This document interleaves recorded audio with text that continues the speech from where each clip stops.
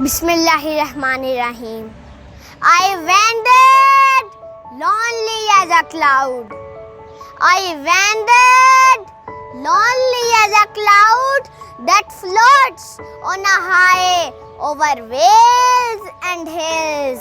When all at once I saw a crowd, a host of golden daffodils, beside the lake, beneath the trees, fluttering and dancing in the breeze, continuous as the stars that shine and twinkle on the Milky Way.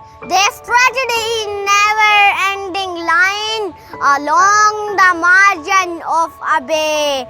10,000 saw I at a glance, tossing their heads in sprightly dance. The waves beside them dance, but they outdid the sparkling waves in glee. A poet could not be but gay in such a jocund company. I gazed and gazed, but little thought what wealth the show to me had brought.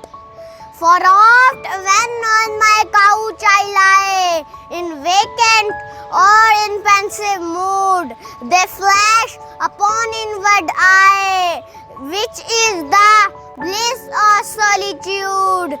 And then my heart with pleasure fills and dances with the daffodils.